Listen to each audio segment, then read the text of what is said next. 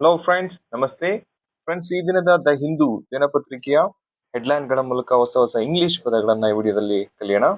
ಮೊದಲ headline: thriving stereotypes. Just because they are not always visible does not mean they have ceased to exist. Friends, ಈ headline ಅಲ್ಲಿ ನಾವು ಎರಡು ಪದಗಳನ್ನ ಕಲಿಬಹುದು. ಒಂದು ಥ್ರೈವಿಂಗ್, ಮತ್ತೊಂದು ಸ್ಟೆರಿಯೋಟೈಪ್. ಫಸ್ಟ್ ಥ್ರೈವ್ ಅಂದ್ರೆ ಏನು ಅಂತ ಅರ್ಥ ಮಾಡ್ಕೋಣ. ಫ್ರೆಂಡ್ಸ್, ಥ್ರೈವ್ ಅಂತಂದ್ರೆ ಅಭಿವೃದ್ಧಿ ಹೊಂದೋದು, ಬೆಳೆಯೋದು, ಡೆವಲಪ್ ಗೆ ಮತ್ತೊಂದು ಪದ ಥ್ರೈವ್. ಫಾರ್ ಎಕ್ಸಾಂಪಲ್, ಭಾರತ ಬೆಳೀತಾ ಇದೆ, ಅಭಿವೃದ್ಧಿ ಹೊಂದ್ತಾ ಇದೆ. India is developing. ನೆಕ್ಸ್ಟ್ ಪದ ಫ್ರೆಂಡ್ಸ್, ಸ್ಟೆರಿಯೋಟೈಪ್. ಸ್ಟೆರಿಯೋಟೈಪ್ ಅಂತಂದ್ರೆ ಫ್ರೆಂಡ್ಸ್, ಒಂದು ನಿರ್ದಿಷ್ಟ ವರ್ಗದ ಜನರ ಬಗ್ಗೆ, ಫಾರ್ ಎಕ್ಸಾಂಪಲ್ ಮಹಿಳೆಯರ ಬಗ್ಗೆ ಸಾಮಾನ್ಯೀಕರಿಸಿದಂತ ನಂಬಿಕೆಗಳು. ಮಹಿಳೆಯರಾಗಿರ್ಬೋದು, ಒಂದು ಜನಾಂಗದ ಬಗ್ಗೆ ಆಗಿರ್ಬೋದು, ಅವರ ಬಗ್ಗೆ ಸಮಾಜದಲ್ಲಿರ್ತಕ್ಕಂಥ ಜನರ ತಲೆಯಲ್ಲಿ ಕೆಲವು ನಂಬಿಕೆಗಳು ಕುತ್ಕೊಬಿಟ್ಟಿರುತ್ತೆ. ಆ ನಂಬಿಕೆಗಳನ್ನ ಇಂಗ್ಲಿಷ್ ನಲ್ಲಿ ಸ್ಟೆರಿಯೋಟೈಪ್ಸ್ ಅಂತ ಕರಿತೀವಿ. For example, women are meant to do household work. ಮಹಿಳೆಯರು ಹುಟ್ಟಿರೋದೇ ಮನೆ ಕೆಲಸಗಳನ್ನ ಮಾಡೋದಕ್ಕೆ. ಮಹಿಳೆಯರು ಎಮೋಷನಲಿ ವೀಕು, ಫಿಸಿಕಲಿ ವೀಕು. ಮನೆಯಲ್ಲಿ ಪುರುಷರು ಹೊರಗಡೆ ಕೆಲಸಕ್ಕೆ ಹೋಗ್ಬೇಕು, ಮಹಿಳೆಯರು ಮನೆ ಒಳಗಿನ ಕೆಲಸಗಳನ್ನ ನೋಡ್ಕೊಳ್ಬೇಕು. ಇದೆಲ್ಲ ಸಾಮಾನ್ಯೀಕರಿಸಿದಂತಹ ನಂಬಿಕೆಗಳು ಫ್ರೆಂಡ್ಸ್. ಇಂತಹ ನಂಬಿಕೆಗಳಿಗೆ ಇಂಗ್ಲಿಷ್ ನಲ್ಲಿ ಸ್ಟೆರಿಯೋಟೈಪ್ ಅಂತ ಕರಿತೀವಿ. ಸೊ ಹೆಡ್ಲೈನ್ ಪ್ರಕಾರ ಥ್ರೈವಿಂಗ್ ಅಂದ್ರೆ ಹೇಳಿದೆ ಅಭಿವೃದ್ಧಿ ಹೊಂದೋದು, ಬೆಳೀತಾ ಇರೋದು. ಸ್ಟೆರಿಯೋಟೈಪ್ಸ್ ಅಂತಂದ್ರೆ ಇಂತಹ ಸಾಮಾನ್ಯೀಕರಿಸಿದಂತ ನಂಬಿಕೆಗಳು ಸಮಾಜದಲ್ಲಿ ಜಾಸ್ತಿ ಆಗ್ತಾ ಇದೆ ಅನ್ನೋದು ಈ ಹೆಡ್ಲೈನ್ ನ ಸಾರಾಂಶ ಫ್ರೆಂಡ್ಸ್.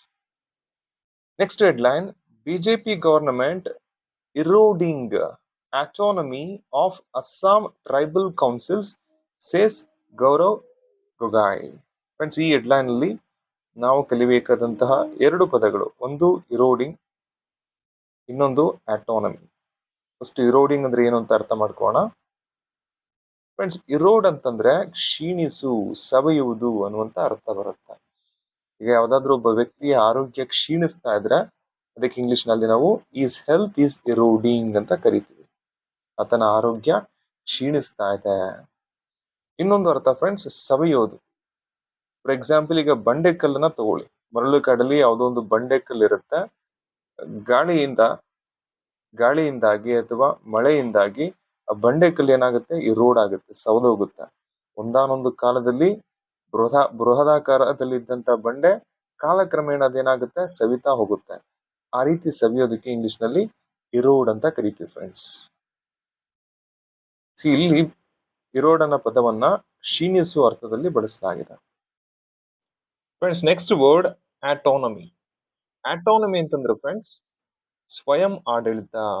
ಒಬ್ಬ ವ್ಯಕ್ತಿ ಅಥವಾ ಒಂದು ಗುಂಪು ತನ್ನದೇ ಆದ ನಿಯಮಗಳನ್ನ ರೂಪಿಸೋದಕ್ಕೆ ಅಥವಾ ನಿರ್ವಹಿಸೋದಕ್ಕೆ ಇರತಕ್ಕಂತ ಹಕ್ಕು, ಸ್ವಾತಂತ್ರ್ಯಕ್ಕೆ ಫ್ರೆಂಡ್ಸ್ ಆಟೋನಮಿ ಅಂತ ಕರಿತೀವಿ. For example, we should respect the autonomy of women ಅಂತಂದ್ರೆ ಮಹಿಳೆಯರ ಸ್ವಯಂ ಹಕ್ಕು, ಅವರ ಲೈಫ್ಗೆ ಸಂಬಂಧಪಟ್ಟಂತೆ, ಅವರ ಕೆರಿಯರ್ಗೆ ಸಂಬಂಧಪಟ್ಟಂತೆ ತಮ್ಮದೇ ನಿಯಮಗಳನ್ನ ಪಾಲಿಸೋದಕ್ಕೆ, ತಮ್ಮದೇ ನಿರ್ಧಾರವನ್ನ ತೆಗೆದುಕೊಳ್ಳೋದಕ್ಕೆ ಇರತಕ್ಕಂತ ಆಟೋನಮಿ, ಸ್ವಾತಂತ್ರ್ಯ ಏನಿದೆ ಅದಕ್ಕೆ ನಾವು ಗೌರವವನ್ನ ಕೊಡಬೇಕು. ಫ್ರೆಂಡ್ಸ್, ಈ ಹೆಡ್ಲೈನ್ ಅಲ್ಲಿ ಗೌರವ್ ಗೊಗಾಯ್ ಅಸ್ಸಾಂನಲ್ಲಿ ಫ್ರೆಂಡ್ಸ್ ಟ್ರೈಬಲ್ ಕೌನ್ಸಿಲ್ಸ್ ಗಳಂತ ಇರ್ತವೆ. ಈಗ ನಮ್ಮಲ್ಲಿ ಗ್ರಾಮ ಪಂಚಾಯತಿಗಳು ಹೇಗೋ ಅಲ್ಲಿನ ಬುಡಕಟ್ಟು ಜನಾಂಗದ ಆಡಳಿತಕ್ಕಾಗಿ ಟ್ರೈಬಲ್ ಕೌನ್ಸಿಲ್ ಗಳನ್ನು ಸರ್ಕಾರ ರೂಪಿಸಿದೆ. ಅವುಗಳ ಸ್ವಯಂ ಆಡಳಿತವನ್ನ, ಆಟೋನಮಿಯನ್ನ ಬಿಜೆಪಿ ಸರ್ಕಾರ ಕ್ಷೀಣಿಸ್ತಾ ಇದೆ ಅಂತ ಗೌರವ ಗೊಗಾಯರವರು ಸ್ಟೇಟ್ಮೆಂಟ್ ಅನ್ನ ಕೊಟ್ಟಿದ್ದಾರೆ ಫ್ರೆಂಡ್ಸ್. ಸೊ ಆಟೋನಮಿ ಅಂತಂದ್ರೆ ಸ್ವಯಂ ಆಡಳಿತ. ನೆಕ್ಸ್ಟ್ ಹೆಡ್ಲೈನ್: ಮೊಹರಂ ಪ್ರೊಸೆಷನ್ಸ್ ಅಂತಂದ್ರೆ ಫ್ರೆಂಡ್ಸ್ ಮೆರವಣಿಗೆ conclude peacefully in Kashmir amid ಅಂದ್ರೆ ನಡುವೆ concern over detention of Shia mourners. Friends, ಈ ಹೆಡ್ಲೈನ್ ಅಲ್ಲಿ ನಾವು ಎರಡು ಪದಗಳನ್ನ ಕಲ್ತ್ಕೋಬೇಕು. ಒಂದು ಡಿಟೆನ್ಷನ್, ಇನ್ನೊಂದು ಮೌನರ್. ಡಿಟೆನ್ಷನ್ ಅಂತಂದ್ರೆ ಫ್ರೆಂಡ್ಸ್ ಬಂಧನದಲ್ಲಿ ಇಡೋದು. For example, detention of illegal migrants. ಈಗ ಬಾಂಗ್ಲಾದೇಶದಿಂದ ನಮ್ಮ ಭಾರತಕ್ಕೆ ಇಲ್ಲೀಗಲ್ ಆಗಿ ಕಾನೂನು ಬಾಹಿರವಾಗಿ ನಮ್ಮ ಬೆಂಗಳೂರಲ್ಲೋ ಮೈಸೂರಲ್ಲೋ ಬಂದು ಸ್ಟೇ ಆಗಿದ್ರೆ ಅಂಥವ್ರನ್ನ ಗುರುತಿಸಿ ಡಿಟೆನ್ಷನ್ ಅಲ್ಲಿ ಇಡಲಾಗುತ್ತೆ, ಬಂಧನದಲ್ಲಿ ಇಡಲಾಗುತ್ತೆ. ಅದಕ್ಕೆ ಇಂಗ್ಲಿಷ್ ನಲ್ಲಿ ಫ್ರೆಂಡ್ಸ್ ಡಿಟೆನ್ಷನ್ ಅಂತ ಕರೀತೀವಿ.